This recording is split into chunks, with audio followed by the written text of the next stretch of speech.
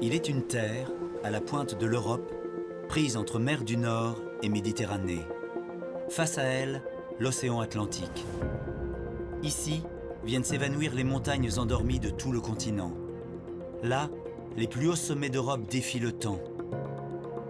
Terre de cartes postales, la France semble immuable. Mais quand la carte postale s'anime, elle dévoile un tout autre visage. En ce début de XXIe siècle,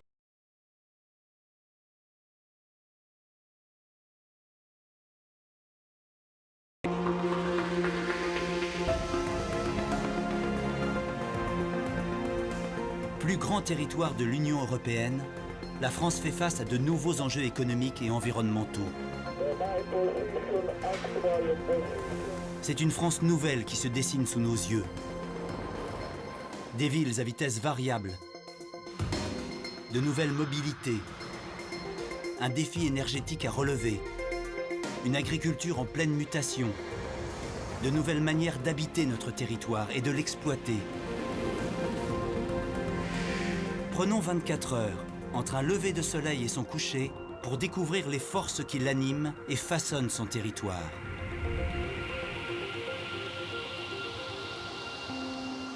Notre voyage en France commence au cœur de la nuit. Là-haut, les lumières de Paris brillent de tout leur feu. 20% des Français vivent là, 12 millions d'habitants. Plus au sud, à Toulouse, alors que beaucoup de Français dorment encore, les météorologues veillent, attentifs aux aléas du temps. Il est 4 heures du matin, nous sommes au Centre national de Météo France, et les données climatiques de tout le pays tombent sur les écrans. Bordeaux est-il en ligne? Mission de la nuit, établir une carte précise du temps qu'il va faire aujourd'hui, région par région. Possible un petit peu partout, avec de l'instabilité en cours de journée et des vents du côté de la Corse. Pour faire leurs prévisions, Marie-Claire Ballest et ses agents disposent de 2 supercalculateurs. Mis en service sur le site de Toulouse en 2014, ils sont uniques en France. Ils peuvent effectuer 1 million de milliards d'opérations par seconde. Une puissance de calcul phénoménale pour un seul enjeu, répondre aux attentes de 65 millions de Français dispersés sur un territoire soumis à de multiples influences météorologiques.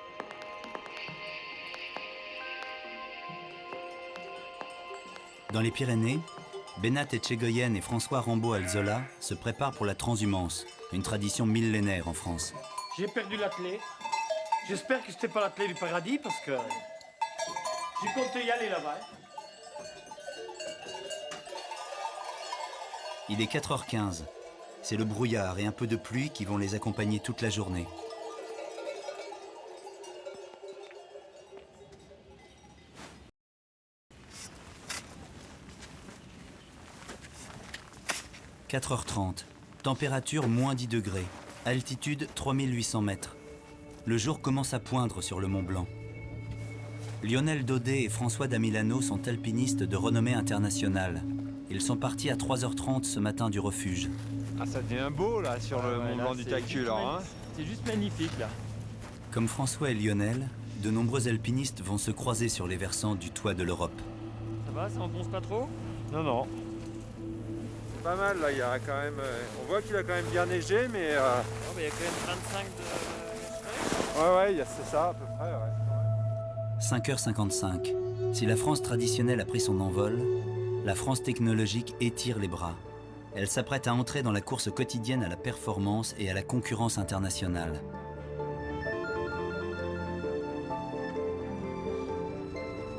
Premier de ses besoins, l'énergie. Donc ce serait pour passer Monténard à 70, ça, s'il te plaît. Et on va mettre Grand Maison à 620, JN1, s'il te plaît. Merci, salut. François Poirier et son équipe sont aux aguets. Sous leurs yeux, les voyants de l'électricité française clignotent. Nucléaire, thermique, hydroélectrique, éolien et solaire. Oui, c'est assez valorisant de savoir qu'on est aux commandes d'un système qui permet à la France d'être alimentée correctement en énergie électrique. Leur mission, fournir l'électricité à un pays qui commence sa journée de travail. Difficulté, garder l'équilibre entre l'offre et la demande sur l'ensemble du pays. Jean-François, Paul, ça va? ça va? Ça va. Alors comment s'est passée la nuit, la gestion du creux? Bon, ça s'est bien passé. Donc Flamanville 2 là, qui nous a fait une petite frayeur à un moment là, sur une perte de TPA, mais c'est revenu tout de suite. C'était lors d'un essai, donc grosso modo une demi-heure à 750 MW. La consommation est revenue sur la prévision. D'accord. Et cette nuit, vous avez, pour assurer le creux, vous avez baissé les tranches nucléaires ou... Non, il n'y a pas eu de baisse nucléaire cette nuit. D'accord. Chaque jour, François et ses collègues allemands, italiens ou espagnols échangent plusieurs centaines de mégawatts en temps réel. Je te propose de prendre de l'énergie aux frontières, Ouais. donc principalement sur la frontière allemande. Yes, Gabriel is from RTE Paris. It for activate your offer Tristan 1, transfer Germany to France, and your price 58 euros. Thank you, bye. En fonction des heures de la journée, les interconnexions du réseau électrique européen permettent d'acheter de l'électricité moins chère que celle produite par le parc de production national. Un des plus gros partenaires énergétiques de la France, c'est l'Allemagne. D'heure en heure, entre les deux pays, les prix fluctuent, les stratégies évoluent et les agents anticipent sur l'offre et la demande. Leur enjeu est de taille, donner aux populations en France comme en Europe la liberté de vivre et d'agir sans se douter de rien, et surtout sans blackout. Dans la période diurne, on va être avec une activité maximale. Donc là, effectivement, on est en reprise de charge. Le redémarrage des moyens de transport, les personnes qui commencent à s'affairer chez elles avant de partir à leur travail, le secteur industriel qui ne fonctionne pas de manière continue, qui va reprendre de la charge, donc il y a des besoins de consommation, les gens qui vont arriver à leur bureau, démarrer l'ordinateur, toute l'activité quotidienne, les artisans qui se mettent à travailler sur la machine, tout ça mis bout à bout fait que la courbe, c'est quelque chose d'assez... assez lisible par rapport à l'activité d'une personne. En quelques heures, le pays est lancé. Transport, bureaux, commerce, écoles, industrie et services. La France des villes grouille d'une intense activité dont la pulsation est complexe. Chaque matin, 90 000 camions convergent vers la capitale, dont la majorité fournit à la population un bien essentiel, son alimentation quotidienne. Point de ralliement, une véritable ville dans la ville, au sud de Paris, le marché international de Rungis. 6 heures. À Rungis, la chorégraphie des camions a commencé depuis 3 heures ce matin. Héritier des vieilles halles du centre de Paris, Rungis est aujourd'hui le plus grand marché de produits frais du monde. 230 hectares, 1400 grossistes, 8 milliards d'euros de chiffre d'affaires par an.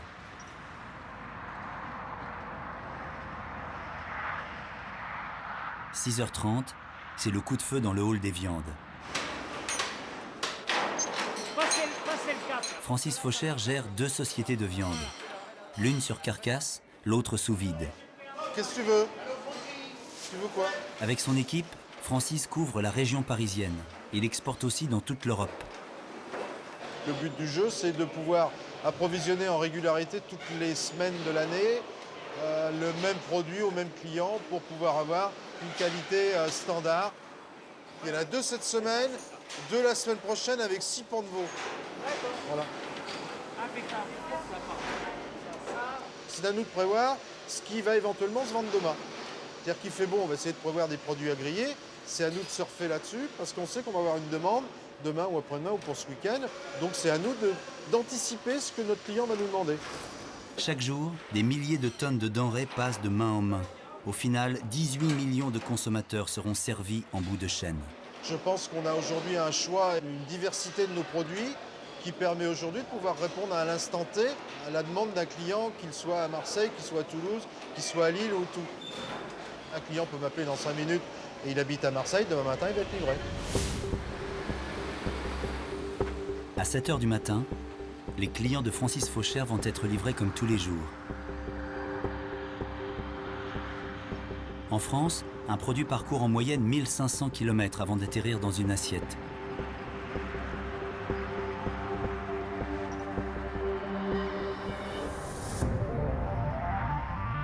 La réalité, c'est que Rungis n'est plus un point de passage obligé. Les circuits se multiplient et se diversifient. De nos jours, la moitié de l'alimentation des Français arrive des quatre coins du monde. Avec l'ouverture au commerce mondial, 80% des biens et produits consommés par les Français viennent de l'étranger. La France est connectée au continent européen par la terre. Elle est aussi reliée au reste du monde par ses côtes.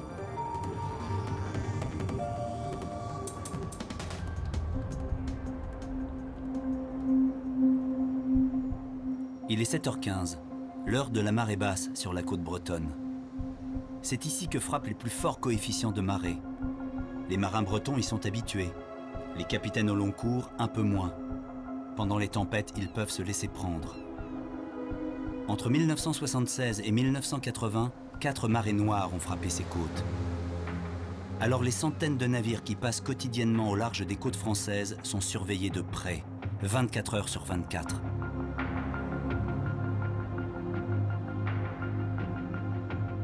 C'est ici, au centre de surveillance et de sauvetage de la pointe bretonne, qu'on régule le trafic maritime. La Manche supporte le plus gros trafic de conteneurs du monde. On l'a nommé le rail, un flux constant aller et retour entre les mégaports du nord de l'Europe. Une nouvelle équipe vient de prendre son quart.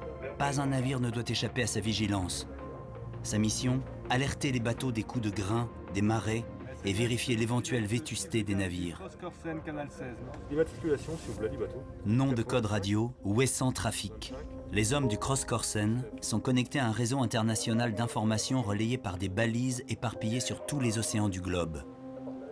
Ils sont ainsi renseignés en permanence sur l'identité de n'importe quel bateau, savent ce qu'il transporte et peuvent suivre sa route. Dans ce couloir maritime de la Manche, les équipes de sauvetage sont en alerte permanente. Plusieurs vedettes croisent au large des côtes, prêtes à agir à la moindre alerte. Christophe Sonfro, directeur adjoint du centre, embarque souvent à leur bord. Depuis les années 60-70, l'Europe a décidé d'importer une grande partie de ses matières premières, de ses produits manufacturés de l'Asie du Sud-Est. Donc elle a vu exploser le trafic dans ce secteur-là. C'est à la suite de cette explosion qu'on a mis en place ces règles d'organisation, les DST, les dispositifs de séparation de trafic, ce qu'on appelle les rails. Ici, c'est le rail d'Ouessant. Il y a 30 ans, pour gérer le trafic international et l'éloigner des côtes, on a séparé la voie montante de la voie descendante. Les bateaux, surveillés par satellite, doivent respecter la règle. Si leur trajectoire est suspecte, on les rappelle à l'ordre.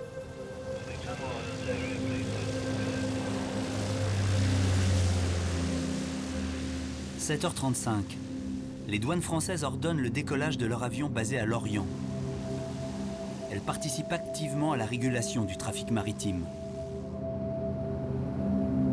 L'avion contrôle jusqu'à 220 bateaux par jour. La vue d'en haut est terriblement efficace.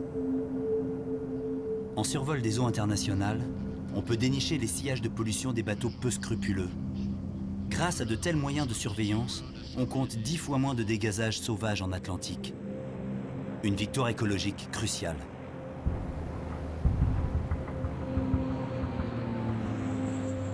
L'avion approche un pétrolier de 100 000 tonnes. Son équipage n'a aucun moyen de feindre ou d'ignorer le contrôle du centre. Il bat pavillon danois. Meridian Spirit from Ocean Traffic. Do you read? Over. Yes, this is Ocean Traffic. Ocean Traffic, could you please switch to channel 64? Okay, sir, what is your position, your course and your speed, over? My position, latitude 490.7 north, longitude 00514.4 west, over. Okay, is your ship working in good condition, over? Yes, sir, all work in condition. Okay, stand by 1613, grazie mille, arrivederci. Avec une économie mondialisée, 90% du commerce passe par la mer. Les échanges maritimes se complexifient et atteignent d'étonnants paradoxes. Au lieu de stocker leurs tonnes de marchandises à terre ou dans les ports, les négociants et armateurs préfèrent les laisser en mer, où ils profitent du temps du voyage pour vendre leurs marchandises au meilleur prix.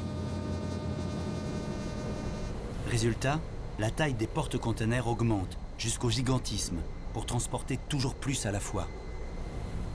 Les plus gros peuvent embarquer 20 000 containers par voyage. Alors on ne sait pas exactement comment ça évolue. Les plus gros porte-conteneurs en service sont estimés entre 1,5 milliard et 2 milliards d'euros entre la cargaison et le prix du navire. La taille de ces monstres des mers et l'énormité des enjeux financiers qu'ils constituent compliquent la tâche des surveillants de l'océan. On a une centaine de navires en avarie tous les ans, dont à peu près une dizaine va nécessiter une prise en charge, un remorquage ou un suivi assez particulier. Avec des bateaux aussi démesurés, la moindre avarie peut devenir une catastrophe. On a vu des tempêtes précipiter des centaines de containers à la mer, des navires perdre tout contrôle. Dans certains cas, les opérations de sauvetage deviennent non seulement complexes, mais aussi dangereuses. Port Salès du Cross Corsen sur 67. Face à un gros pétrolier en difficulté, la vedette ne peut rien. Alors on fait venir un remorqueur tout temps. Parfois, il ne suffit pas aux manœuvres et la Marine nationale doit intervenir. Bien reçu, donc je coordonne d'environ 8. Placée en alerte perpétuelle, la Marine française a un grand rayon d'action et une expertise d'intervention qu'elle rôde chaque jour, par tous les temps. La Port Salès fait route au 330 au vu de l'hélitreuillage. Il est 7h45. La Marine engage un hélicoptère pour un exercice à taille réelle. Mission, déposer un pilote sur le pont d'un navire en simulation de crise et enlever un membre d'équipage blessé. Difficulté de l'exercice, synchroniser l'hélicoptère de la marine avec la vitesse du bateau de sauvetage. Un peu plus nord-ouest pour la prochaine passe.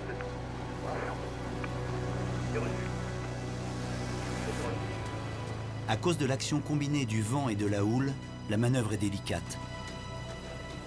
S'il y avait un homme blessé ou inconscient sur ce navire, il serait ramené à terre en moins de 8 minutes.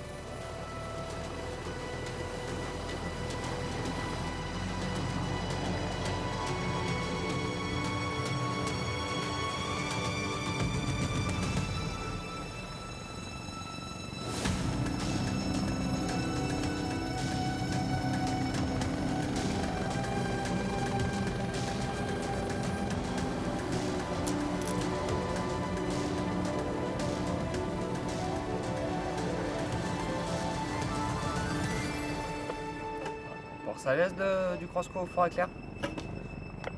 Port Salès, donc terminé pour nous pour l'exercice. On remet le cap sur Port Salès. Ouais, tout bien reçu, le cap sur Port Salès, à tout à l'heure pour l'arrivée au port, merci. Depuis 30 ans, on a compté 20 000 interventions en mer. Ça fait beaucoup de vies humaines sauvées et pas mal de marées noires évitées.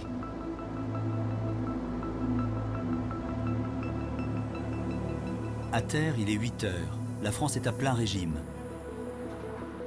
Les plus fortes pulsations battent autour des grands centres urbains. À Paris, c'est l'heure de pointe, l'heure où le périphérique est le plus souvent saturé. Que l'on habite le centre des villes ou la périphérie, il faut plus d'une demi-heure pour se rendre à son travail. Et 20% des Français mettent plus d'une heure. Globalement, en 20 ans, pour tous les Français, le temps de déplacement quotidien pour rejoindre leur travail a augmenté de 7 minutes.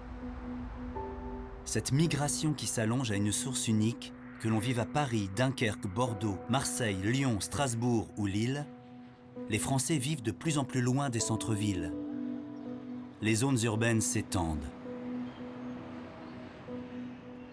On nomme ce phénomène la périurbanisation. Première région concernée, l'Île-de-France.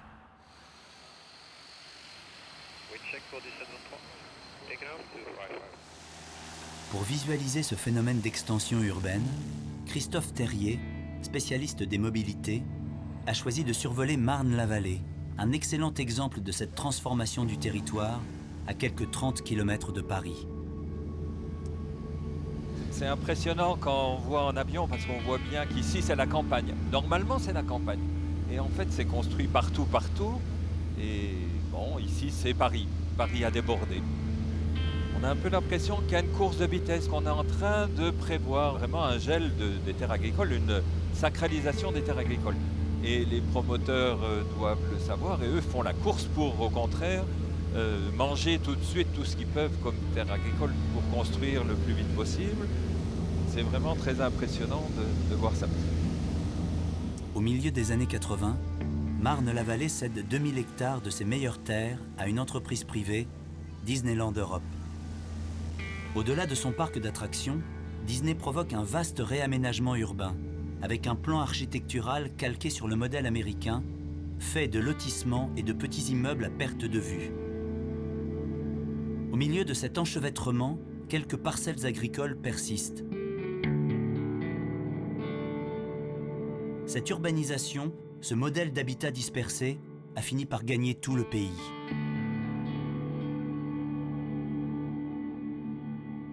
Regardons comment la carte de France s'est transformée sur les 30 dernières années.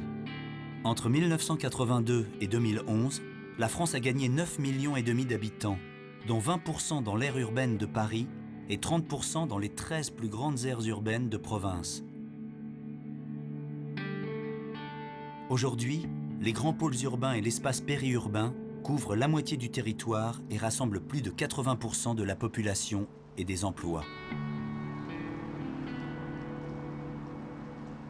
Conséquence, on ne travaille plus là où l'on réside.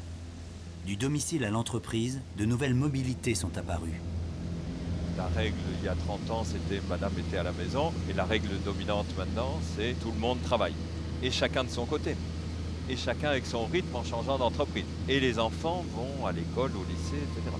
Donc tout ça donne des déplacements qui deviennent assez compliqués.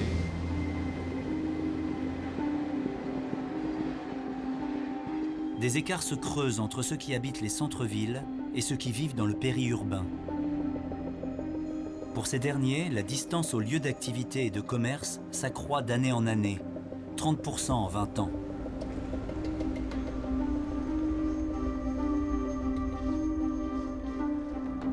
« 9h30, le pic de circulation est passé.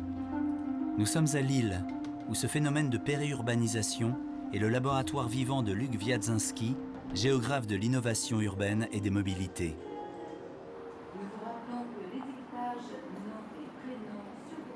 Il ne faut pas regarder la France avec les lunettes d'hier, il ne faut pas faire de l'antépathie, parce que nous, on est toujours nostalgique, le bon vieux temps, les 30 glorieuses et ainsi de suite. Non, non, il faut prendre acte de la transformation de nos modes de vie.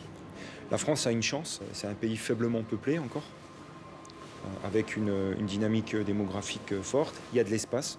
Les géographes disent toujours la richesse, c'est l'espace. Donc comme il y a de l'espace, pendant des années, on a été un petit peu des prédateurs vis-à-vis de cet espace. On ne l'a pas économisé. En 30 ans, le temps d'une génération, nous sommes passés d'une logique d'urbanisation à une logique de métropolisation. Les plus grandes villes de France, Toulouse, Marseille, Bordeaux, Brest, Lyon, Strasbourg, au total 13 grandes métropoles qui en même temps que Paris ont changé la carte du territoire. Elles ont complètement débordé l'empreinte géographique qu'elles avaient depuis des décennies. La métropolisation, c'est l'installation de villes connectées aux réseaux internationaux, mais des villes qui ont un impact sur le territoire et qui organisent des pulsations, disons, d'une heure à partir de leur centre. Donc les populations viennent au centre en journée, elles repartent. Et toute l'organisation fonctionnelle, le logement, les réseaux de transport doivent être pensés à cette échelle-là. La difficulté qu'on a, c'est que les institutions politiques ne sont pas à cette échelle. Ils sont encore morcelés, communes, intercommunalités. Et le jour où on arrive à organiser la gouvernance, la ville est déjà plus loin. Cette métropolisation, elle a un coût social, environnemental et économique. La France est en partie défigurée. Pour chaque habitation supplémentaire, il faut intégrer une surface équivalente en infrastructure. Routes, réseaux, parking, écoles. En première ligne de ces équipements, les centres commerciaux. Ils se développent en périphérie des villes et transforment fortement le paysage.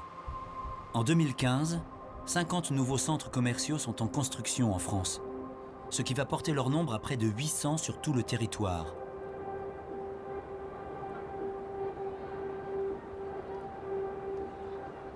Au nord d'Avignon, la zone commerciale du Pontet se classe au rang des plus grandes d'Europe. 18 000 mètres carrés de surface de vente. Le schéma d'implantation est toujours le même. Au milieu des champs, on trace d'abord la voirie et les parkings. Puis une première grande enseigne s'installe. D'autres magasins suivent. Enfin, restaurants et hôtels accueillent des voyageurs de passage qui ont tout sous la main. Au final, une nouvelle entité urbaine a remplacé un paysage rural disparu à jamais. Situés en périphérie des grandes agglomérations, les centres commerciaux marquent à leur manière les nouvelles frontières entre le périurbain et les zones rurales.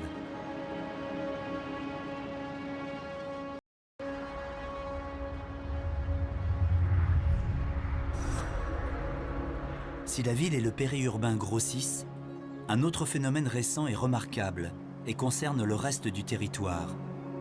En 5 ans, plus d'1,5 million de personnes ont quitté les villes pour réinvestir les espaces ruraux, principalement dans la moitié sud du pays.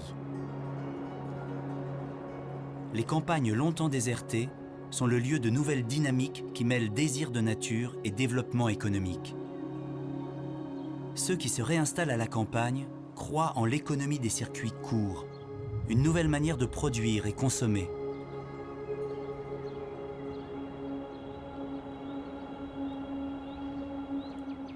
« 10h15, nous sommes à Cordes-sur-Ciel.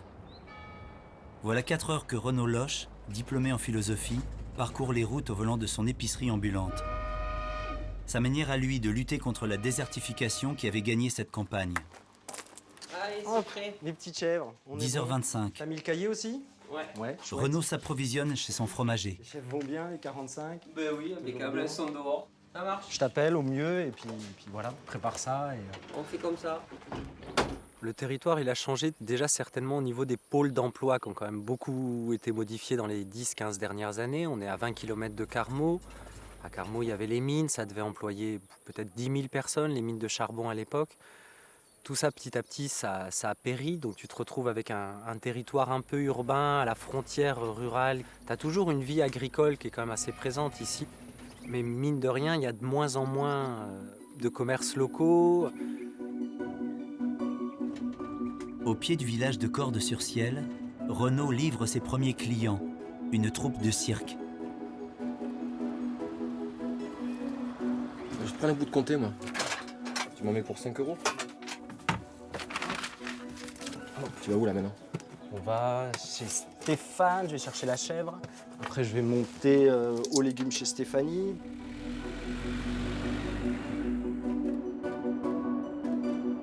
Deux fois par semaine, Renaud fait sa tournée. En chemin, il s'arrête autant chez les clients que chez les producteurs. Cordes-sur-Ciel, 964 habitants.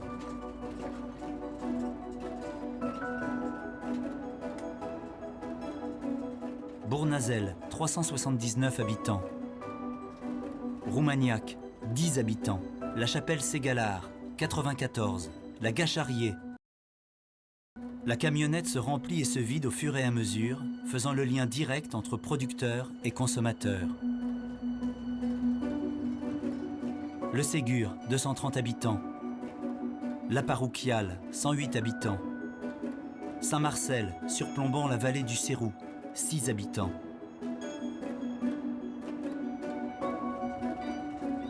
Depuis Cordes-sur-Ciel jusqu'au village de Salles, qu'il atteindra en fin de journée, un circuit court de 35 km.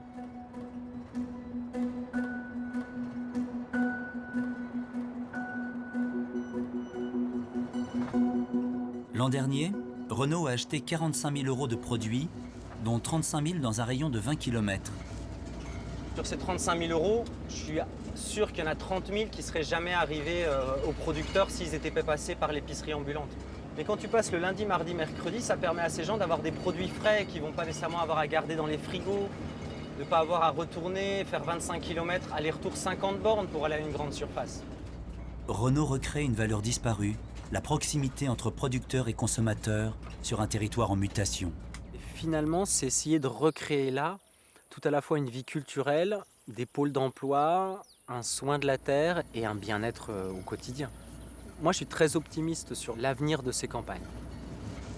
Quand tu as conscience du repas que tu prends, il te nourrit mieux, mais quand tu as conscience qu'il est produit localement, à mon avis, Tu fais plus attention à ton environnement parce que tu sais que c'est lui qui va te nourrir. Alors c'est des petits gestes, hein, je suis pas Zorro, hein, je peux pas changer le monde, mais... On fait ça à sa hauteur, à son niveau. Hop. Bonjour. Oh, il fait chaud. C'est ça, il fait lourd. Ouais.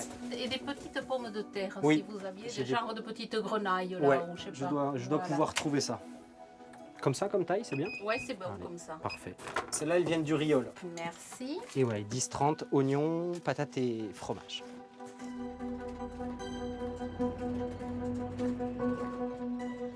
« 10h30, la France urbaine tourne à plein régime. La France agricole aussi.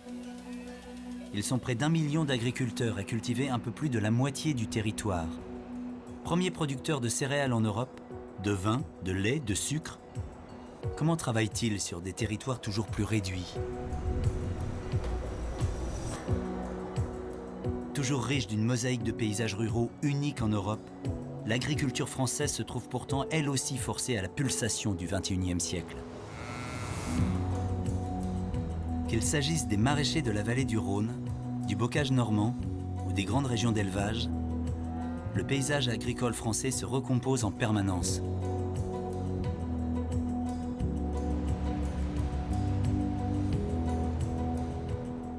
La Beauce, par exemple, l'une des plus vastes plaines céréalières d'Europe, subit une profonde mutation. Si elle est invisible depuis le sol, l'altitude en révèle l'étonnante réalité.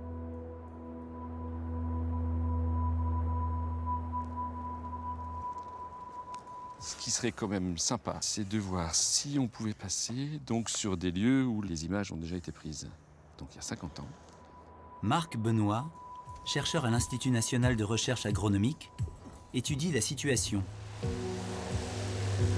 Son objectif, comparer le paysage aérien de la France des années 60 à celui d'aujourd'hui.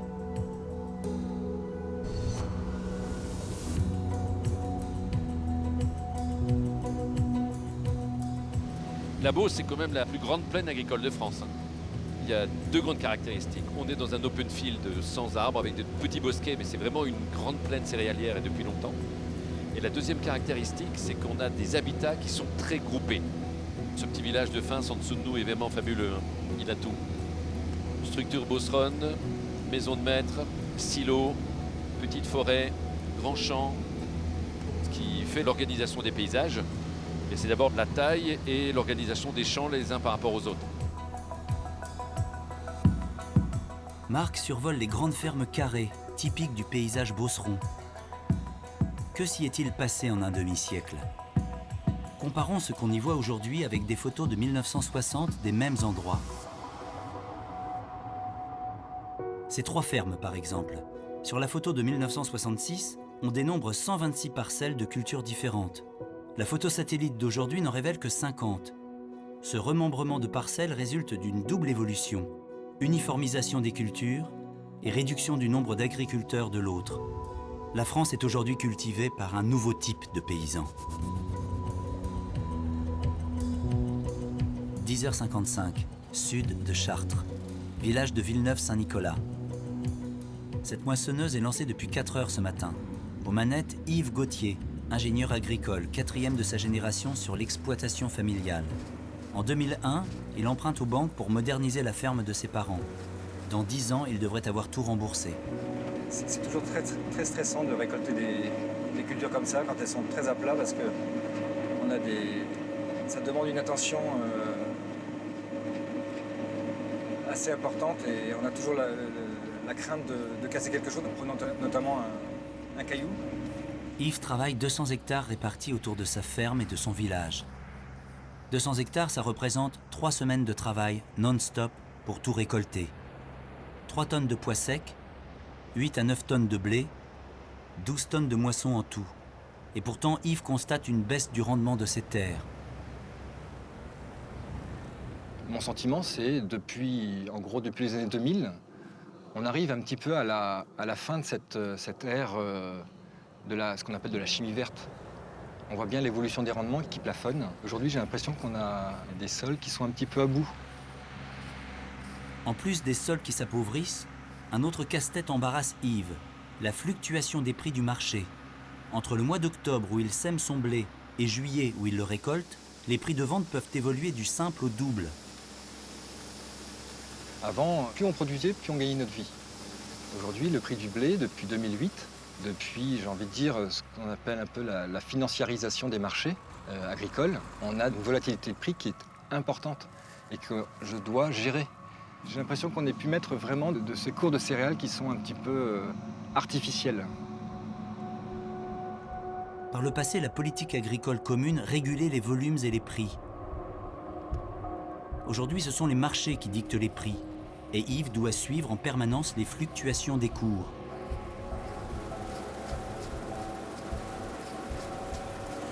Bon, la météo fait que ce soir, ça va être chaud. Ils annoncent des orages vers 17-20 heures. C'est la loterie, l'orage. Par contre, j'ai regardé les cours, là, c'est plutôt bonne nouvelle, ça a remonté. On trouve le sourire. Par précaution, Yves a déjà vendu 40% de son blé avant moisson. C'était il y a 3 mois. Les taux paraissaient satisfaisants. Autre moyen d'éviter les risques, ne pas mettre tous les œufs dans le même panier. Voilà, aujourd'hui, ce que j'essaye, c'est de rendre mon entreprise indépendante. Je fais du lin, je fais de la luzerne, je fais des contrats de semences qui là, sont avec des prix fixes et qui sont moins dépendants des marchés extérieurs. Donc du coup, je sécurise mon revenu. La France agricole du XXIe siècle n'est pas faite seulement de centaines d'hectares dépendant de fluctuations boursières. Pour moi, il y a deux grands mouvements en termes d'évolution de l'agriculture. Une agriculture quantitative qui essaie de se caler sur des grands marchés à grand volume. Et de l'autre côté, une agriculture très qualitative et en France qui est essentiellement appuyée sur les produits d'appellation d'origine contrôlée. AOC. Les appellations d'origine contrôlée reflètent l'attente des consommateurs pour des produits de meilleure qualité. Mais ceux-ci sont de plus en plus sensibles au label « agriculture biologique ». Il y a quelques années encore, la France était en retrait sur ses voisins européens. Aujourd'hui, elle rattrape son retard. Regardons la carte de France de l'agriculture biologique. Voici la part des surfaces agricoles utiles, occupées par le bio, par département. Cela représente 4% de la surface agricole totale, ce qui place la France au 3e rang de la production bio en Europe. Loin des grandes exploitations du Nord, c'est en Provence, en Corse, en Languedoc-Roussillon que cette pratique plus respectueuse de l'environnement s'est développée.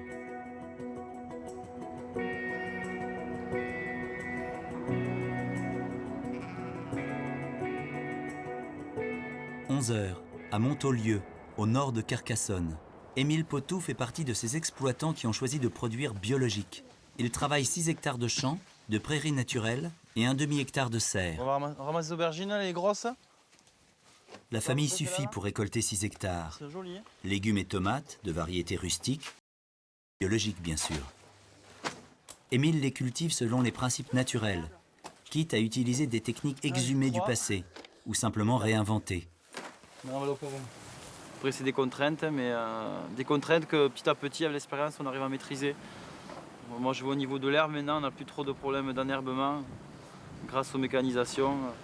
Pour gagner en rendement et en temps, surtout en bio, la difficulté, c'est qu'il faut beaucoup de main-d'œuvre, de désherbage, de mise en place.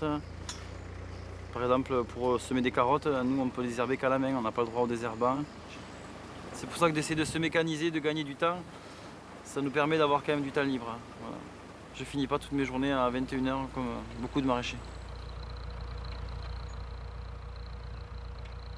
Émile repique ses légumes avec le petit tracteur qui sert fidèlement la famille depuis les années 60. Cultiver bio ne signifie pas tourner le dos au progrès technologique. Émile jongle avec une agriculture à inventer, dont les rendements peuvent être équivalents, sinon supérieurs à l'agriculture chimique. Ce matin, une start-up de Toulouse, qui mise sur l'innovation agricole, présente à Émile sa dernière création, un robot désherbant. Au bout, il va faire demi-tour pour revenir dans le même, et après, de l'autre côté, il fera demi-tour pour passer au rang suivant. D'accord, on peut l'essayer un moule? C'est le but, c'est pour ça que je suis là. 4 heures d'autonomie, de quoi désherber un demi-hectare par charge. Un temps précieux gagné pour Émile. On fonctionne aussi avec des filets anti-insectes qui évitent de venir embêter quelques cultures comme les carottes, les choux, les poireaux. En fait, c'est les lapins qui nous mangent les haricots verts. Si jamais pas un filet, ils nous mangent tout. Ils sont gourmands. Comme dans les caisses bleues. Ce qui plaît le plus, c'est de récolter des jolis légumes qu'on a plantés 2 ou 3 mois avant. Le produit fini dans des caisses, prêt à livrer, c'est un plaisir. Le but d'Émile, comme beaucoup d'agriculteurs bio, ou encore de Renaud avec son épicerie ambulante, c'est de supprimer les intermédiaires qui alourdissent les coûts. J'ai installé il y a 3 ans un distributeur automatique de légumes à Montolieu. Il y a des casiers que l'on remplit dedans. On met des légumes et les gens peuvent venir se servir 24 heures sur 24. Yves, dans la Beauce, Émile, à Carcassonne, font évoluer leur métier au point qu'ils en modifient le paysage.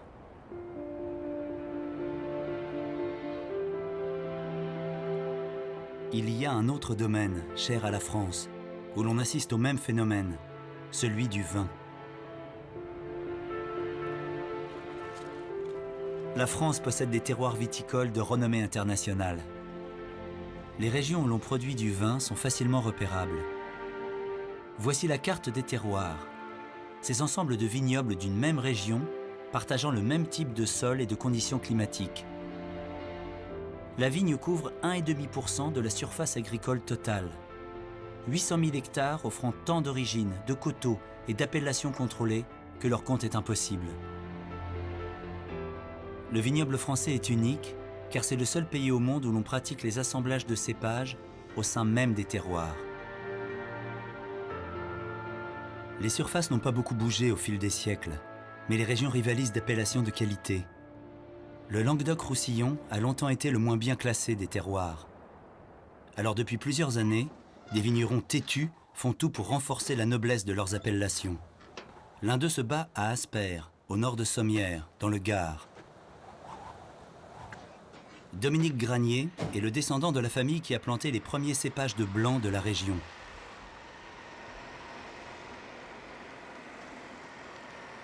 Fin de matinée sous le soleil du Gard. Le rythme des vendanges va bon train, même si la fatigue commence à poindre. Fini les courses là-bas pour avancer en ligne, parce qu'il y a moins de raisins là-bas. Pour avancer en ligne, vas-y. Dominique a réparti 15 vendangeurs sur 40 hectares. Il y a plusieurs équipes là, hein. C'est bien, on récolte à la main. On a la chance d'avoir un raisin qui est sain. On l'a trié un peu quand même, parce qu'il a pris 200 mm sur la figure. C'est bien, on le ramasse au bon moment, on tient le bon bout là. Un grenache qui fait plus de 14 degrés. Enfin, on va le tester tout à l'heure. Vers le milieu du XXe siècle, les vignerons du Languedoc abandonnent les coteaux pour les plaines, moins bons en qualité, mais plus rentables en quantité. Depuis 20 ans, Dominique inverse le processus. Il replante les coteaux pour faire un meilleur vin. Un ensoleillement plus propice, des terres plus typées, mais plus de difficultés d'accès et beaucoup de travail.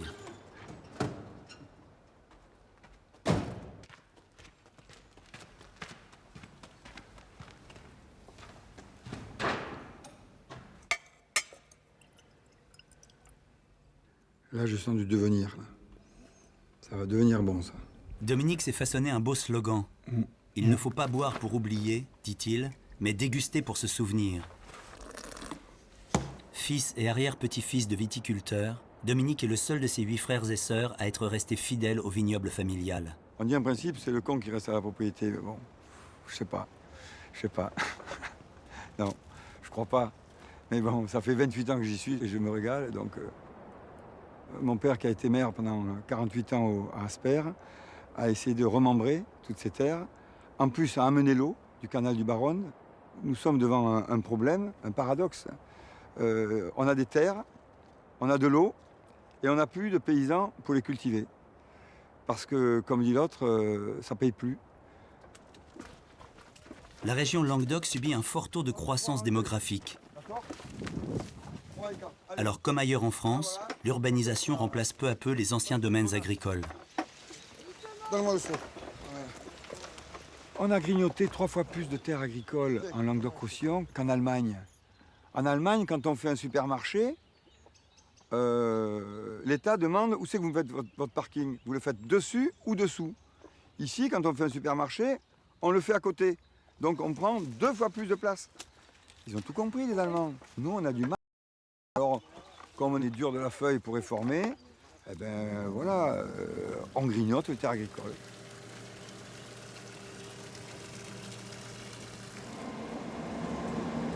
Un degré là. 13,5. 13. Il n'y a pas que l'urbanisation qui grignote les terres agricoles. Il y a celles que les agriculteurs abandonnent, faute de rendement suffisant. Et c'est alors la forêt qui fait son retour dans le paysage. «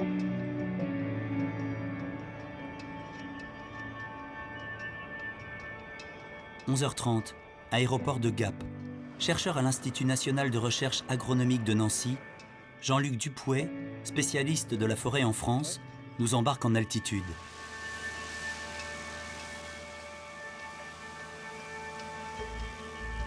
C'est bien depuis le ciel qu'on peut le mieux constater le retour de la forêt dans le paysage.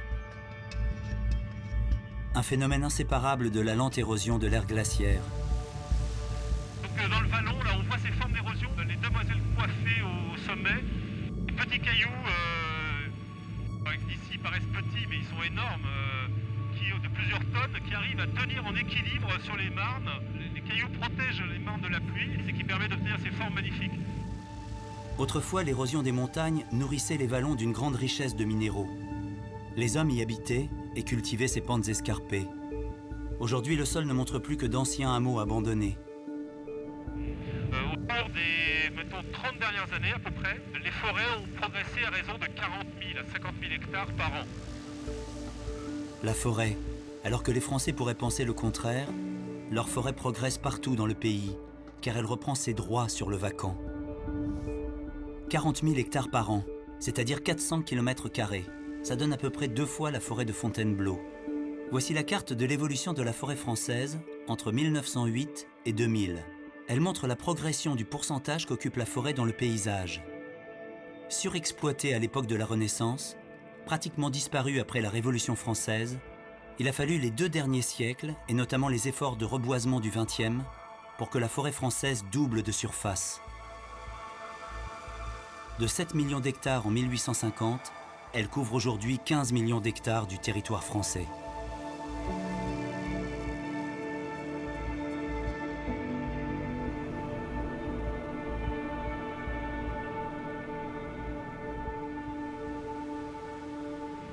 Est-ce que c'est là? C'est celle-là, là. Jean-Luc survole Réalon, un village où les paysans, au fil des siècles, ont retiré de leurs champs caillou après caillou des pierres, ramenées par l'érosion, qui gênaient leur culture. Voilà, un magnifique système de terrasse encore semi-entretenu. Hein. Sur beaucoup de parcelles, vous avez un piquetage de petits arbres qui indique un abandon. C'est-à-dire que la forêt est en train de progresser. La partie basse est encore tout à fait bien cultivée. Et regardez les volumes de cailloux qui ont été déplacés. C'est extraordinaire. On voit ici donc la zone qui est encore cultivée en bas, abandonnée sur le haut avec des piquetages d'arbres dans les parcelles qui sont en haut, et puis une recolonisation de feuillus sur certaines zones et des plantations de résineux sur d'autres. Je vois du pin noir, probablement un peu de mélèze, du pin sylvestre. Hein. En face, Boscodon, là oui, tu retrouves la forêt. Ouais. Mais sur le versant sud ici, rien. Hein. Accompagné d'un agent de l'Office national des forêts, Jean-Luc Dupouet recherche les traces d'anciennes implantations. En général, toutes ces forêts qui ont grossi, elles ont gagné sur les territoires agricoles à côté. Il y a des fruitiers là. Ouais, ça c'est un cygne, c'est un poirier. Ça n'a pas sa place habituelle dans les plantations de pin noir là. Qu'est-ce que c'est? Ah non, ça ne vient pas tout seul. Soit il y avait une ferme il y a très très longtemps, soit il y a quelqu'un qui est venu casser la croûte là. Moi quand je vois la vigne à côté en plus, ouais, il y a la vigne. Le poirier, la vigne. C'était des terres agricoles, il n'y a pas de doute. Donc toute cette pente, c'était des fermes, des prairies de fauche et quelques cultures. On a la preuve sur la carte et dans la forêt. Chaque année, la forêt gagne du terrain sur la main de l'homme. Les terres abandonnées pour des questions d'âpreté du travail et au final de rentabilité retournent à l'état sauvage d'où l'humain les avait extirpées. Ah, c'est magnifique. On a quand même des signaux forts qui nous montrent que dans beaucoup de régions de France et d'Europe, on va avoir encore des abandons agricoles. Donc si l'agriculture continue à se concentrer sur des territoires de plus en plus petits, la forêt continuera à progresser dans les années qui viennent.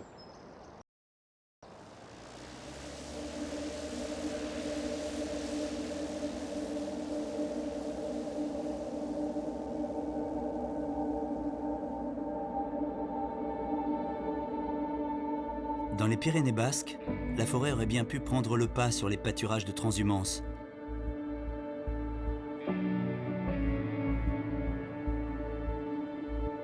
Mais l'on a préféré conserver la tradition pastorale et fromagère du pays. Alors ensemble, professionnels et politiques entretiennent les chemins de transhumance, rénovent les cabanes d'estive. Au final, les pâturages ont résisté à l'avancée, inéluctable ailleurs, de la forêt.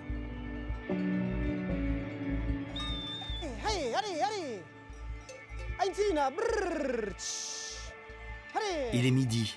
François Rambaud-Alzola, Benat Etchegoyen et les autres sortent enfin du brouillard. Ils ont marché pendant 7 heures, depuis leur départ à l'aube, en bas, dans la vallée. Et maintenant, c'est dans le brouillard, on rit là-bas. Oui, c'est un mauvais signe. Là. Depuis les années 2000, on va dire, ça reprend. Il y a une demande sûrement aussi commerciale quoi, de fromage d'estive, mais ça reprend, il y a des équipements, il y a des aides pour investir pour l'estive. Quoi. Et on voit beaucoup de jeunes aussi, de plus jeunes là, qui sont motivés par ça.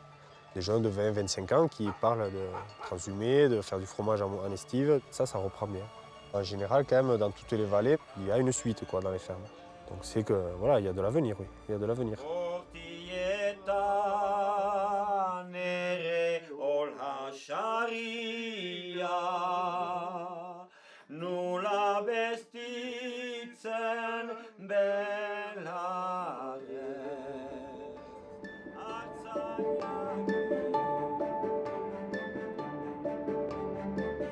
Il est midi, la France s'arrête.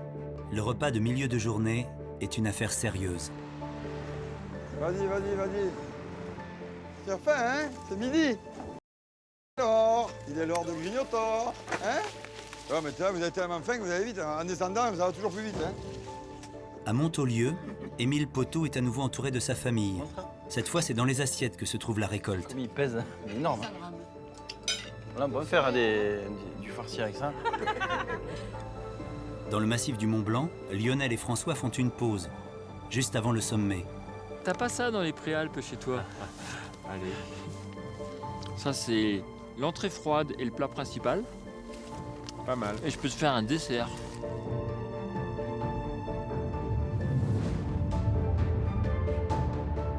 Entre le déjeuner et le dîner, les Français passent en moyenne 2h30 par jour à table.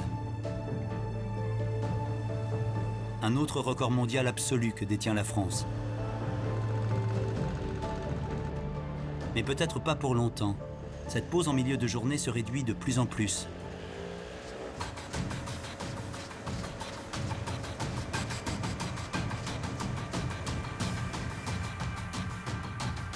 La vie s'accélère.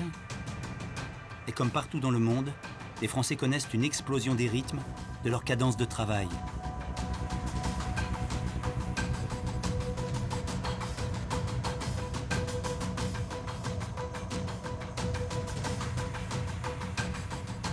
« 13 heures. En parcourant les rues de Lille, Luc Wiadzinski analyse le jeu de l'espace et du temps au cœur des villes modernes.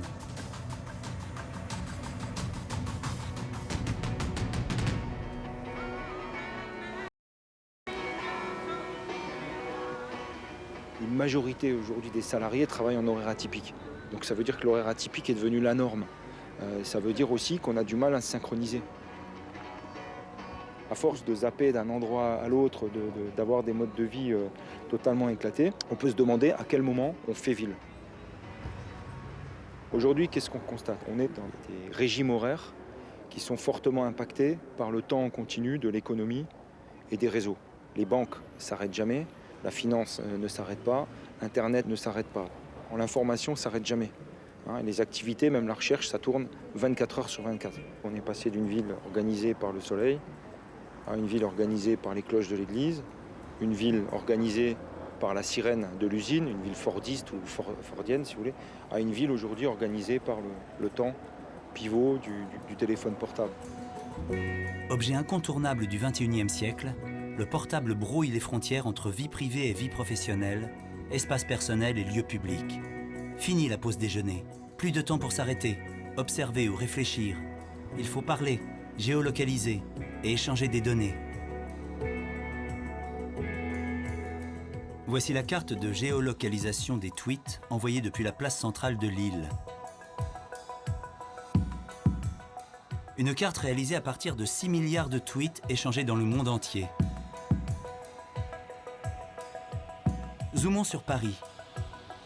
Le nombre de messages augmente au moment de la pause de midi. Par exemple, ceux envoyés depuis ce lieu facilement repérable, l'avenue des Champs-Élysées. Ces envois de messages en quantité exponentielle ont un impact sur les infrastructures du pays. Voici un exemple du chemin emprunté par les données de nos messages virtuels. 13h à Lille. Une photo est envoyée via un réseau social. Les données transitent par le réseau en même temps qu'une sauvegarde dans le cloud, le nuage informatique. Aux USA pour Apple, en Suède pour Facebook et quelque part en France selon l'opérateur. Des milliers de kilomètres de câbles, fibres optiques, disques durs, centres de données et quelques millisecondes plus tard, à 13h et des poussières, la photo peut être vue par son destinataire dans le sud de la France. Ces nouveaux usages du téléphone mobile sont en forte expansion. En France, plus de 35 millions de personnes envoient des SMS. En moins de 10 ans, leur nombre a été multiplié par 10.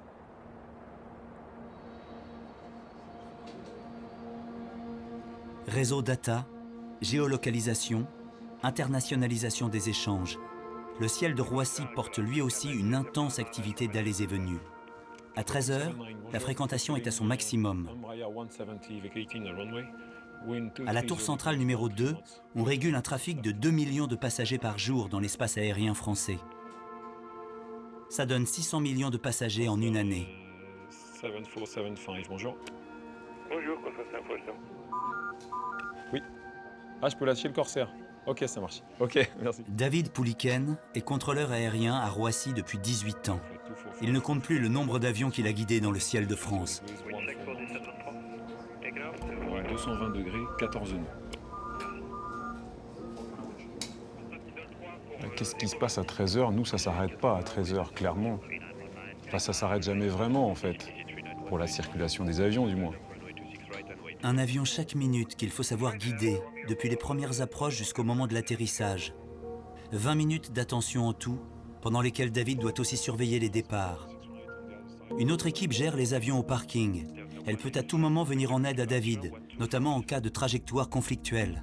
Air France 1847, annoncez-vous numéro 2 sur 121 décimales. Au fil des heures, les avions s'enchaînent les uns derrière les autres. La règle, prioriser les tâches et rester calme en toute situation. Kilo Golf 2 and contact initially apron 121 decimal 675.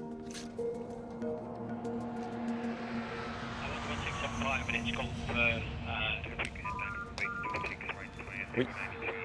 Ouais, ok. J'attends un petit peu pour décoller mon aéroflotte, du coup, mais ouais, c'est bon. C'est un boulet, hein. L'aéroflotte. Ah ouais. Piste 26 gauche, autorise atterrissage.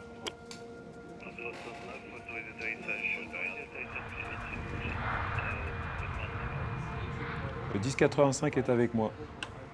Ça arrive, hein. Ouais, c'est quasiment du flux tendu quand même. Hein.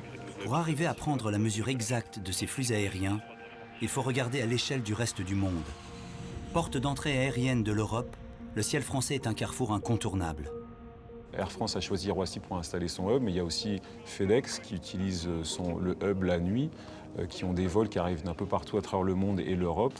Ils font le tri la nuit des colis qu'on reçoit tous après à la maison. La multiplication des liaisons aériennes pourrait nécessiter la construction d'un nouveau méga-aéroport à côté de Roissy. Pour comprendre, voici 1 heure d'enregistrement du trafic aérien au cours du pic de midi. À ce moment précis, 450 avions survolent la France en simultané. Une étude du Sénat français projette un doublement du trafic à l'horizon 2030.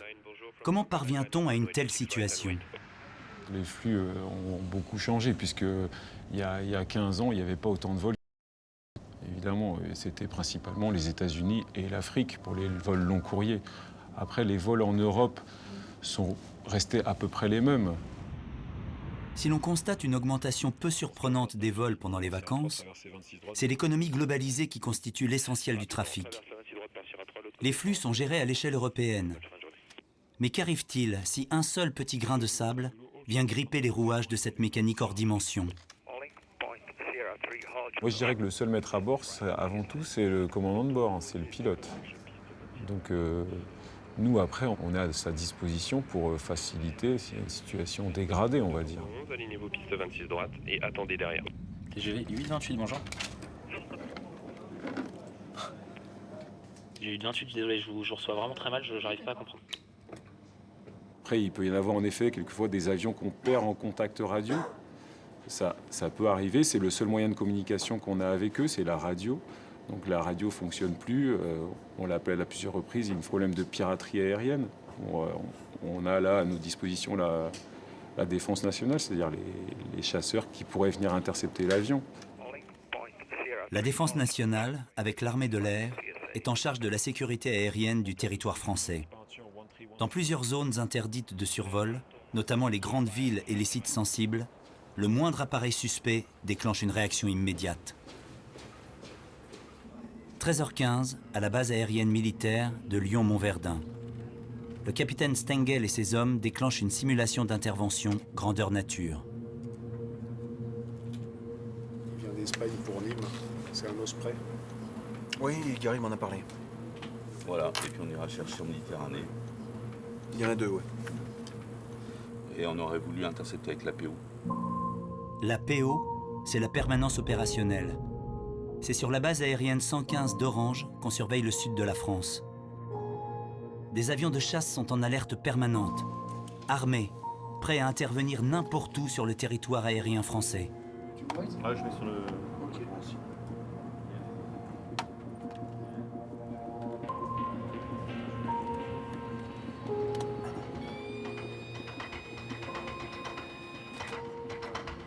Ouais, c'est Jean-Charles Pichon. Il faut moins d'une demi-heure à ces appareils pour traverser la France du nord au sud.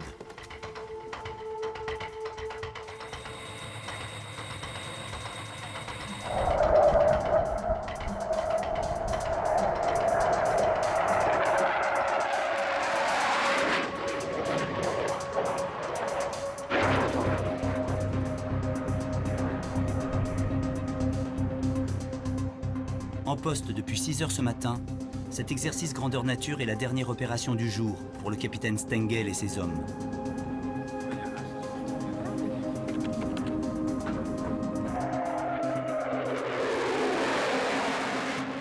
L'objectif de cette manœuvre d'intimidation, arriver sur l'avion suspect à grande vitesse, puis ralentir subitement à sa hauteur pour l'obliger à se détourner d'une zone sensible.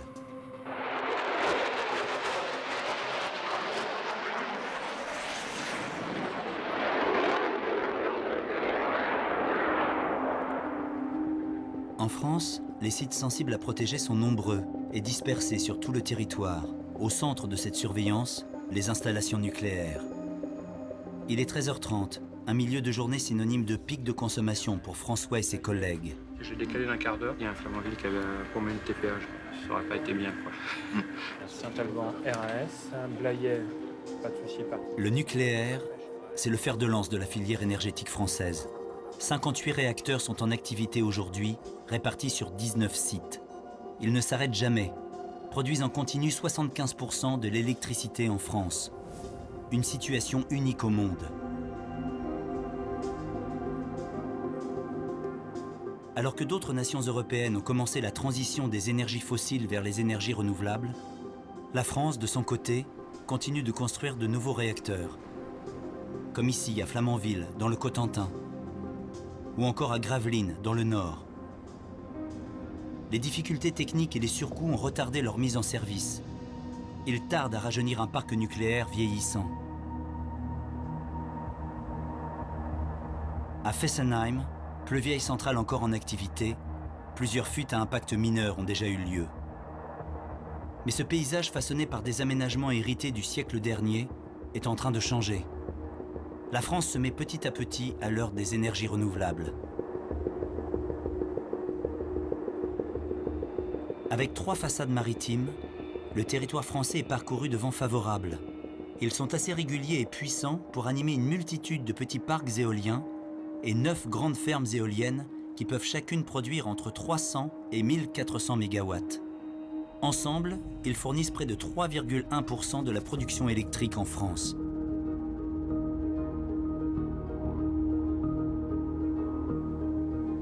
Autre source d'énergie renouvelable, le soleil. En France, le développement de cette énergie est légèrement en retrait sur l'éolien. Malgré tout, grâce à un ensoleillement plutôt supérieur à la moyenne de l'Europe du Nord et de l'Est, le territoire français offre de très beaux sites à fort potentiel, notamment dans le sud-ouest et le pourtour méditerranéen. Aujourd'hui, on estime entre 1,5 et 2% l'apport du solaire dans la consommation d'électricité nationale. Il est 14 heures, l'heure où le soleil frappe le plus fort. Dans les Alpes de Haute-Provence, ce sont les champs de lavande qui ont cédé la place au photovoltaïque. La centrale des Mets est la plus vaste centrale solaire de France. 200 hectares de panneaux, presque invisibles depuis la vallée. Elle fournit 1000 MW, alimentant 12 000 foyers.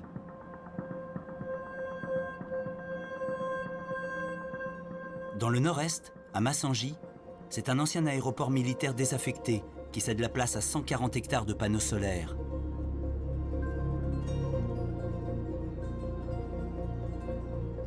Ils fournissent 56 MW d'électricité, une puissance équivalente au 20e d'un réacteur nucléaire.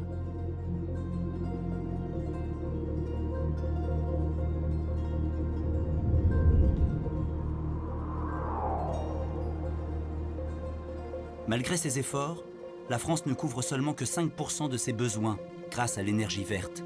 Et les 3/4 de cette électricité sont encore fournis par des barrages hydroélectriques vieillissants.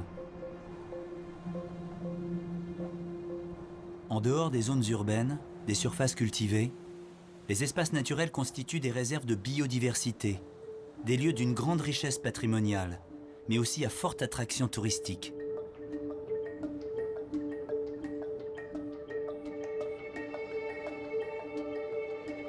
Le massif du Mont Blanc est un peu leur emblème.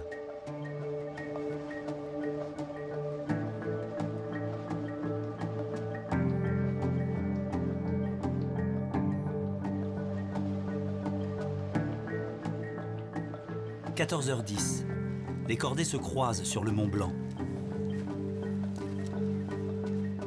Celles qui étaient au sommet à 6 h du matin redescendent.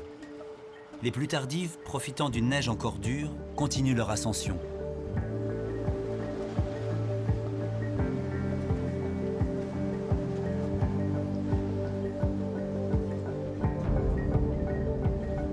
À l'aiguille du Midi, c'est l'heure d'affluence.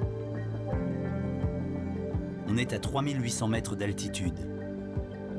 Les touristes ont eux aussi droit au grand frisson, une cage de verre suspendue au-dessus du vide. Manne économique pour toute la vallée, l'aiguille du Midi est la porte d'accès à un territoire unique au monde, hors du temps comme de l'espace. C'est là que touristes et alpinistes chevronnés se croisent.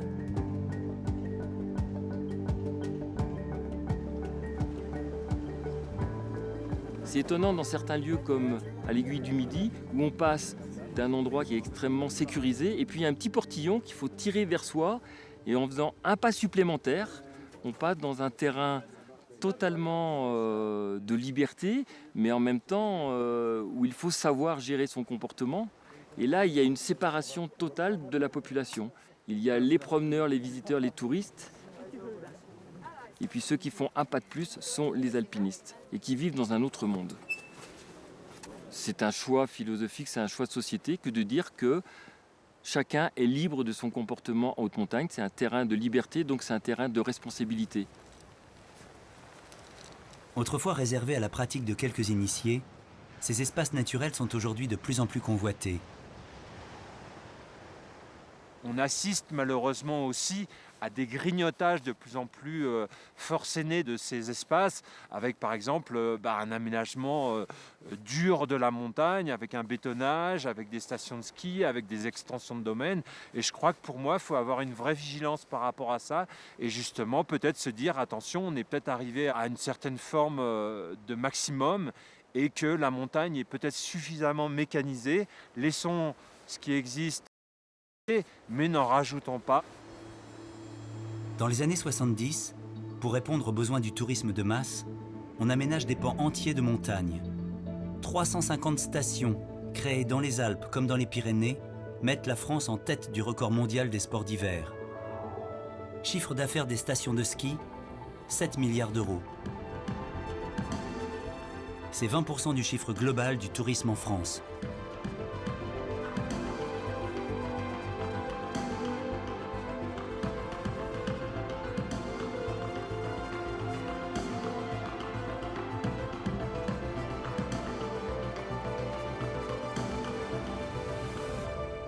Alors qu'est-ce qui va se passer demain?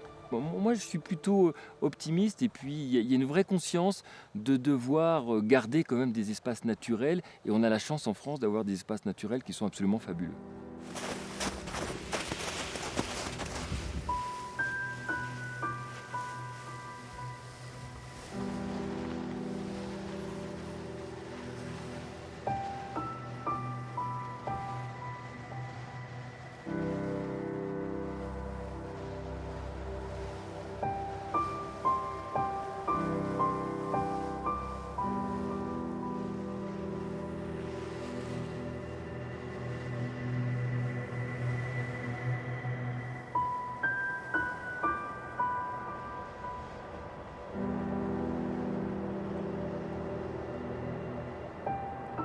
Au fil de sa politique de création de zones naturelles protégées, la France a multiplié et étendu les réserves et les dispositifs de protection. Aujourd'hui, la France compte 10 parcs nationaux, dont 7 en métropole. Le plus ancien est celui de la Vanoise. Créé dans les années 60, il est un premier signe d'une volonté politique de préserver l'équilibre des zones sauvages. Les parcs régionaux ont vite suivi. La France en a créé 51, conjuguant protection de l'environnement et développement économique. Le dernier né est le parc des Baronnies provençales en 2015.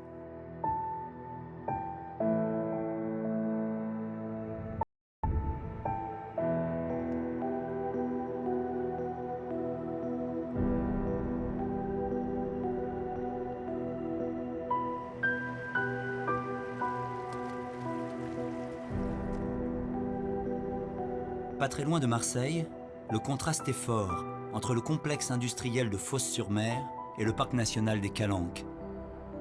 Ouvert en 2012, les Calanques sont le 10e et dernier parc national créé en France, à cheval sur la terre et la mer. Pour mettre en place ces nouveaux sanctuaires, on tire l'expérience de l'ancêtre des espaces marins protégés en France, Cap sur la Corse.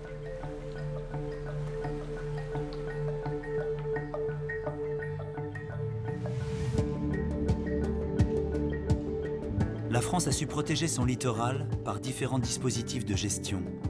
Parcs marins, sites d'importance communautaire, zones de protection spéciale. Les procédures ne manquent pas sur la façade du littoral atlantique, mais aussi en Méditerranée. En Corse, la réserve de Scandola bénéficie de 30 ans de retour d'expérience sur la gestion du patrimoine marin. Aujourd'hui, elle est un formidable réservoir de biodiversité. Baie de Galeria, 15h15. Une équipe de plongeurs s'apprête à rejoindre la réserve marine. Tu peux larguer l'arrière si tu veux, Julia. Merci.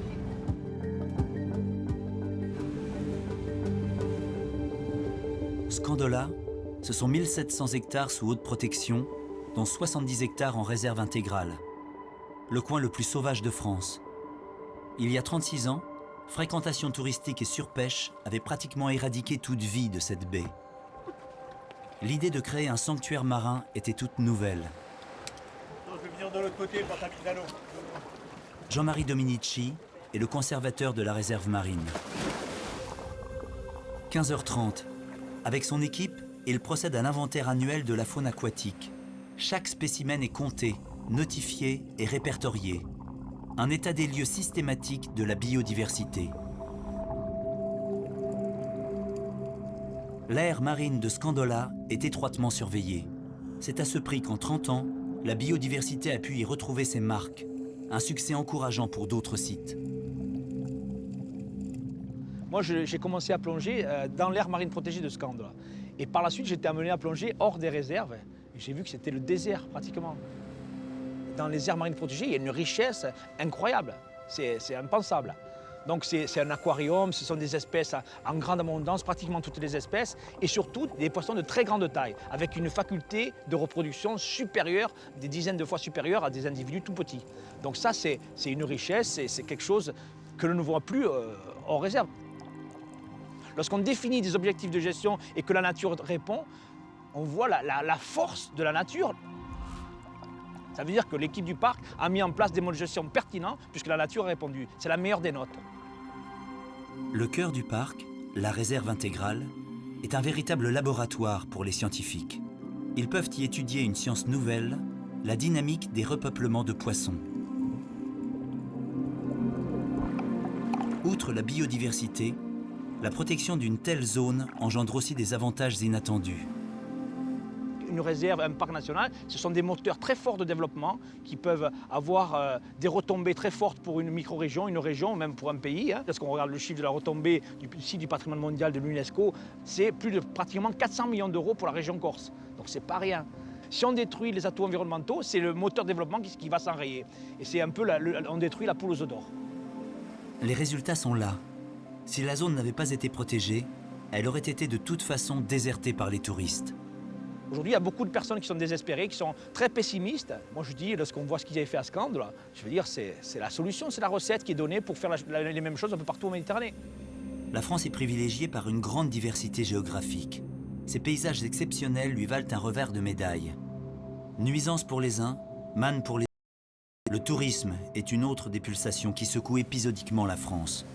L'enjeu est délicat, d'un pays qui veut se protéger tout en restant attractif. 15h30, au péage de Lançon de Provence. L'heure du chassé-croisé en juillet-août de millions d'automobilistes.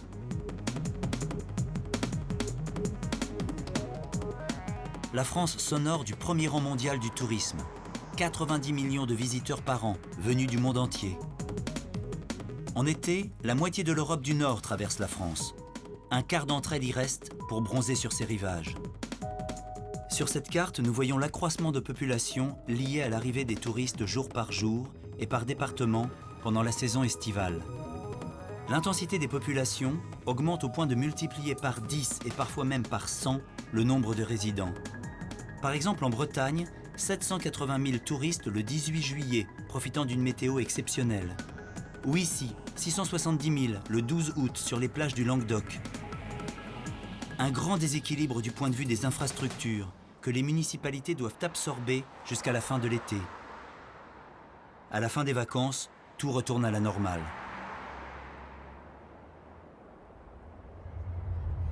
Ces vagues saisonnières de vacanciers ont largement façonné le paysage d'une grande partie des côtes maritimes du pays. Cela a commencé dans les années 30, quand la jet-set a pris ses quartiers de villégiature sur la côte d'Azur. Cannes, Saint-Tropez, Antibes. Voici l'un des plus grands yachts au monde. 85 mètres, 4 ponts, un seul hélicoptère. Il bat pavillon d'un paradis fiscal.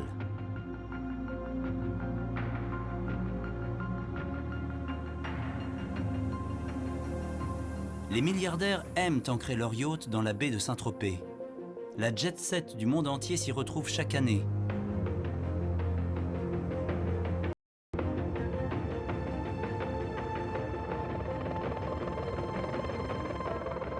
« 400 km plus à l'ouest, le Languedoc-Roussillon, lui, venteux et aride, a été dévolu au tourisme de masse.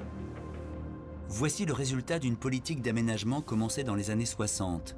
À cette époque, la France veut profiter de la manne touristique et séduire des vacanciers qui, traditionnellement, se rendaient en Espagne ou en Italie. L'idée, aménager le littoral du Languedoc-Roussillon. Résultat, la Grande Motte. Décrié à l'époque, cet ensemble est aujourd'hui classé au patrimoine architectural français. Port-Camargue, 60 hectares de marina pour une capacité d'accueil de 5000 bateaux.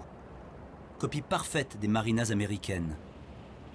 Des marinas comme celle-là, il s'en est développé beaucoup en France, au point qu'elle est aujourd'hui le second constructeur mondial de bateaux de plaisance. 4 millions de bateaux croisent le long des 3 côtes françaises. Le plus souvent, ils ne naviguent en moyenne que 5 jours par an. La capacité des ports et des marinas en France est débordée. Mais il n'y a pas que les marinas qui saturent. Gruy sans plage, 500 chalets sur pilotis dans les années 30, le triple en 2014. Et les constructions continuent. Valras plage, le plus vaste camping d'Europe avec 1500 emplacements.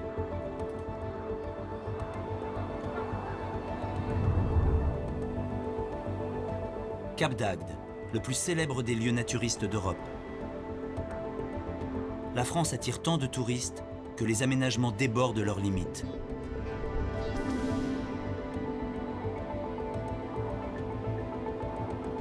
La tribu des réfractaires à toute réglementation se rassemble sur la seule plage de France où l'on tolère encore le camping sauvage, la plage de Piémençon, en Camargue. Normal, à défaut de force de l'ordre, ce sont les tempêtes, les sables mouvants et les nuées de moustiques qui mettent à l'épreuve la résistance des campeurs. Aujourd'hui, les modèles touristiques des décennies passées sont en train d'imploser.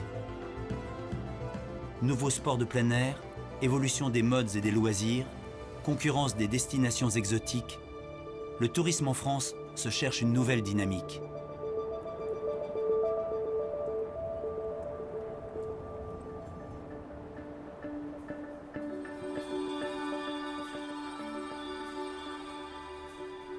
Il est 16 h sur la plage de Mimizan.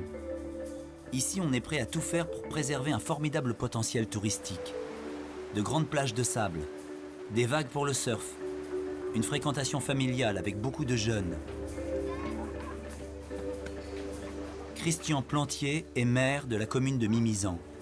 En tant que ville touristique, nous avons à résoudre ce problème de passer d'une ville de 7 000 habitants en hiver à 70 000 habitants à peu près en été.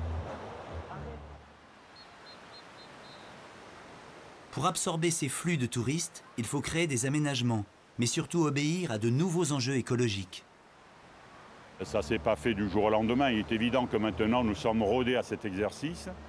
Il y a des infrastructures qui nous permettent donc de gérer notamment des problèmes de retraitement des eaux usées.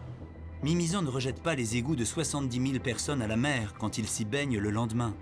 La ville a investi dans des bassins d'infiltration dunaire. Un traitement écologique avant que l'eau soit rendue à son cycle naturel. Les déchets, qu'on compte par tonnes l'été, finissent dans une gigantesque usine de valorisation. Elle est nichée au milieu d'une forêt où elle disparaît au regard.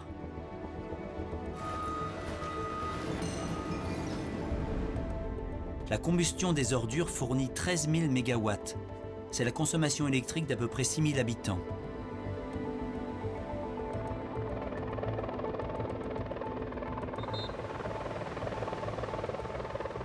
C'est en trouvant toujours de nouvelles solutions que la France peut valoriser ses sites touristiques.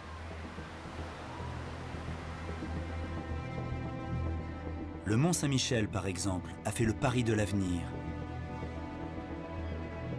Il est 16h30, la marée est basse. Le parking des visiteurs a longtemps dérangé le cycle naturel des marées. Cette année, le mont s'est ensablé.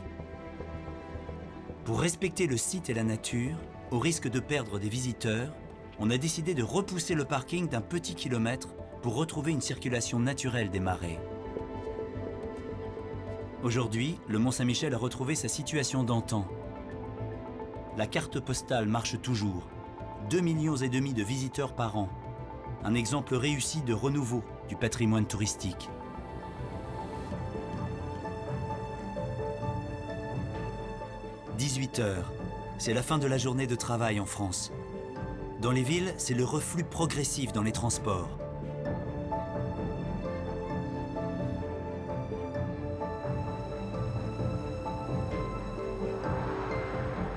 Dans le Tarn, un dernier village dans la tournée de Renault.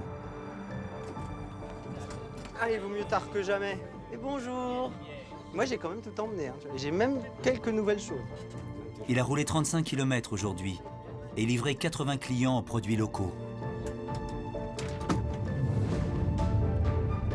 Pas loin de Nîmes, Dominique finit ses vendanges du jour. Il est temps, on parle de pluie pour demain.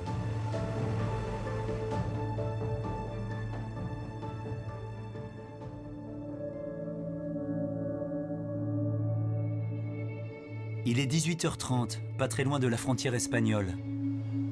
les gorges et les vallons des Pyrénées connaissent les allées et venues des bergers d'estive depuis le Moyen-Âge. Des milliers de bêtes migrent chaque année vers les pâturages de haute altitude.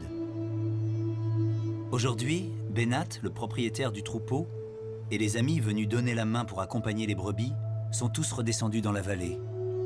François, le berger, est maintenant seul avec ses bêtes. Ouais, elle rentre, Quelques petites boiteuses, bon. C'est pas trop méchant.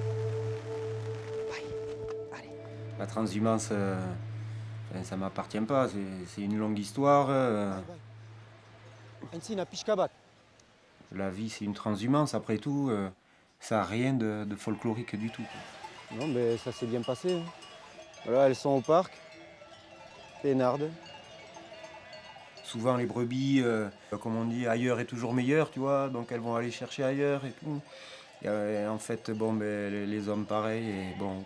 Je crois que même s'il y a des fois, on a comme tout le monde toujours la tentation de changer, de bouger. Moi, j'ai choisi. C'est sûr que quand il fait beau, que quand j'envoie les bêtes en bas, après, elles vont faire la sieste, et le berger aussi, et jusqu'à tard. Et après, je vais aller à la crête là-haut. Je vois le soleil se coucher. Bon, c'est quand même, pour moi, la super vie, quoi. 19h. La plage de Mimizan commence à se vider. Les baigneurs vont bientôt céder la place aux équipes de nettoyage.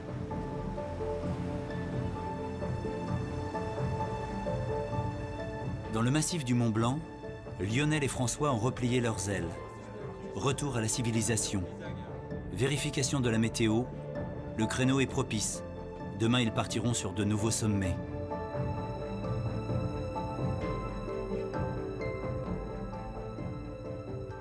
« 21h. La nuit va bientôt tomber sur la France. Le territoire révèle à ce moment-là une spécificité française dont nous sommes les champions au monde. Les festivals culturels dans des hauts lieux du patrimoine. Ici, sous les arches millénaires du pont du Gard, un grand événement se profile. Une nuit de musique et de fête, le festival Live au Pont. Voici la carte des festivals culturels en France. L'été, ils explosent aux quatre coins de l'Hexagone, rassemblant des publics de tous âges et de toute provenance. Sur l'année entière, on compte 2 700 000 spectateurs et plus de 1400 festivals musicaux sur l'ensemble du territoire. Emmanuel Négrier, directeur de recherche au CNRS, explore la France des festivals. Depuis les années 80, la carte des flux culturels français a pris une multitude de formes en perpétuelle métamorphose. Décryptage. Au temps de Malraux et au tout début de l'ère Lang, dans les années 80, il y avait en gros Paris, les grandes capitales régionales et le désert français en matière de culture. Aujourd'hui, ce qui distingue les pratiques culturelles d'un Lozérien et les pratiques culturelles d'un Marseillais et d'un Parisien, ce qui les distingue est beaucoup moins fort que ce qui les réunit. Voilà qui pourrait bien expliquer l'immense succès de telles manifestations. La plus spectaculaire est sans doute celle des Vieilles Charrues, en Bretagne. 200 000 personnes sur 4 jours. Un public venu des 4 coins de France comme d'Europe. 6 millions d'euros de chiffre d'affaires pour la région seule.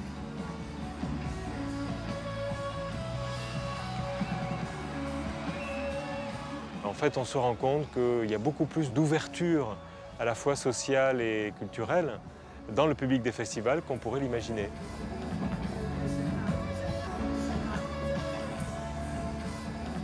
On s'est rendu compte que le rapport à la culture, il était aussi fait de convivialité, de retrouvailles entre potes, de boire un coup, de goûter à quelques substances pas toujours autorisées, dans un lieu qu'on a plaisir à découvrir et qu'on aura sans doute plaisir à retrouver. Au programme ce soir au Pont du Gard, London Grammar, Chinese Man, Method Man et Redman, Kezia Jones, James Blake et DJ Pone qui fait les intermèdes. Une sacrée affiche. La nuit va être longue et pas seulement sous les arches du viaduc romain.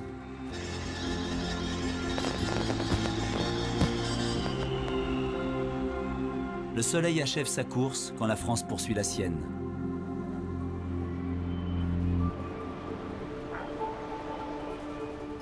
Sous l'orage qui menace, Yves se hâte de finir sa moisson. La tension monte là. L'Allemagne est sollicitée au niveau export parce que les blés russes et ukrainiens auraient des problèmes de qualité. Bah, les prix remontent là, c'est fou. Des festivaliers en transe envoient vers les étoiles leurs rêves de nuit sans fin. François reprend son poste, prêt à affronter de nouvelles pulsations. Va-t-il sentir monter dans ses manettes la consommation des festivals ? 156 du Cross-Corsen. C'est un nageur qui est disparu. Alors on va vous envoyer sur la pointe de Bréant. Il est 22 h, un jour en France. La France qui s'amuse et la France qui travaille. Celle qui pense et celle qui agit.